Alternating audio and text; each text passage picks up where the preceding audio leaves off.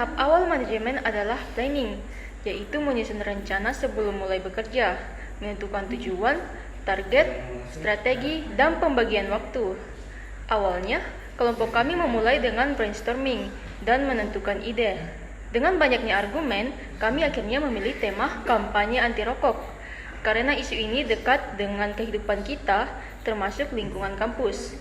Tujuan kampanye kami yaitu memberi edukasi singkat tentang bahaya merokok berupa poster digital di media sosial. Target audiens kami adalah remaja dan mahasiswa yang rentan terpapar pengaruh rokok. Strateginya, kami menggunakan konten visual yang menarik, mudah dibuat, dan cepat disebarkan. Timeline yang kami gunakan yaitu hari pertama, brainstorming dan riset. Hari ketiga dan empat, draft poster. Hari kelima, revisi dan finalisasi. Hari keenam dan tujuh, laporan dan video presentasi. Selanjutnya yaitu organizing.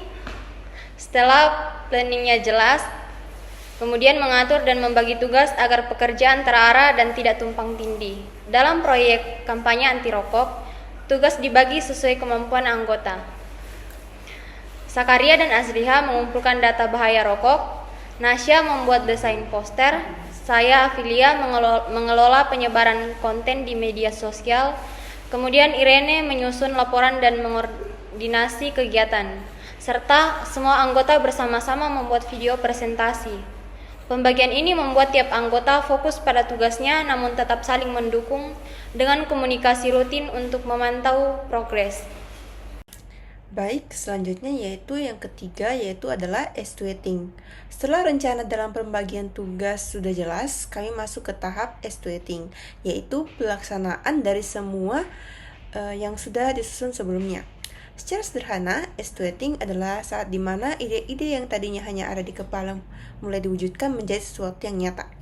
Pada hari ketiga, kami mulai bergerak sesuai timeline. Awalnya kami kembali berdiskusi singkat untuk memastikan semua orang paham dengan perannya. Dari situ masing-masing anggota langsung mulai mengerjakan bagian mereka. Yang terakhir yaitu controlling. Secara sederhana, controlling bisa dipahami sebagai proses mengecek kembali apakah kegiatan yang sudah dilakukan sesuai dengan rencana awal atau justru ada hal-hal yang meleset.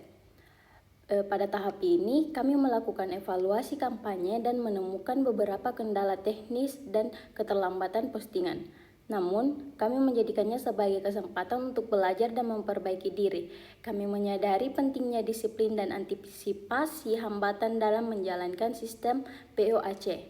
Kedepannya, kami berencana membuat deadline internal yang lebih ketat untuk menghindari keterlambatan. Controlling bukan hanya tentang menilai hasil, tapi juga tentang belajar dan memperbaiki diri untuk proyek-proyek berikutnya.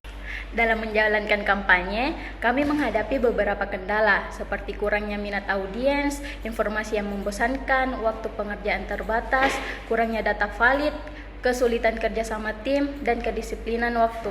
Untuk mengatasi kendala tersebut, kami melakukan beberapa solusi seperti membuat konten lebih kreatif dan menarik, mengolah ulang data agar lebih ringan dan mudah dibaca, membuat timeline kecil dan menetapkan deadline harian, mencari data dari sumber resmi, saling mendengarkan dan mencari titik tengah dalam diskusi kelompok, menetapkan deadline internal lebih awal untuk meningkatkan kedisiplinan waktu. Dengan demikian, kami dapat menyelesaikan kampanye dengan lebih efektif dan efisien. Oke, yang terakhir yaitu kesimpulan. Dari seluruh proses yang sudah kami jalani, kami menyadari bahwa menjalankan sebuah kampanye, meskipun sederhana, tetap membutuhkan perencanaan yang matang, kerjasama yang solid, dan kedisiplinan waktu. Kendala-kendala yang kami hadapi, mulai dari kurangnya minat audiens, keterbatasan waktu, sampai masalah koordinasi tim, justru menjadi pengalaman berharga yang membuat kami belajar lebih baik. Melalui sistem POAC, kami bisa melihat bagaimana sebuah rencana disusun, dijalankan, lalu dievaluasi dengan lebih terarah.